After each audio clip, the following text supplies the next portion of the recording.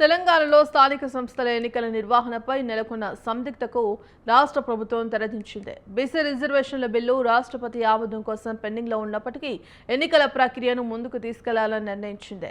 ఈ క్రమంలో అధికార కాంగ్రెస్ పార్టీ తన తరపున పోటీ చేసే అభ్యర్థుల్లో 42% సీట్లను బీసీ వర్గాలకు కేటాయించి ఎన్నికల బరిలోకి దిగనుంది.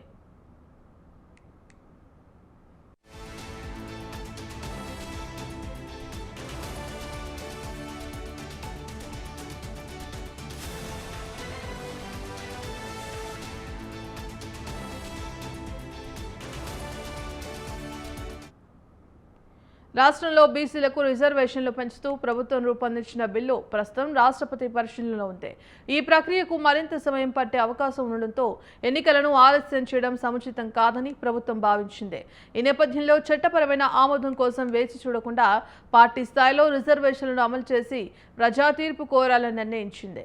ఈ నిర్ణయంతో రాబోయే స్థానిక సంస్థల ఎన్నికల్లో కాంగ్రెస్ పార్టీ పోటీ చేసే స్థానంలో 42% టికెట్లను బీసీ అభ్యర్థులకే కేటాయించనుంది. బీసీలకు ఇచ్చిన హామీని నిలబెట్టుకుంటూనే ఎన్నికల ప్రక్రియను సకాలంలో పూర్తి చేయాలనే లక్ష్యంతో ప్రభుత్వం ఈ ప్రత్యామ్నాయ మార్గాన్ని ఎంచుకుంది. గాంధీ భవన్లో Congress PAC, TPCC advisory committee సమావేశమైంది. ఈ సమావేశంలో స్థానిక సంస్థల ఎన్నికలు, జూబ్లీహిల్స్ అసెంబ్లీ ఎన్నికల వ్యూహంపై చర్చించినట్టు సమాచారం.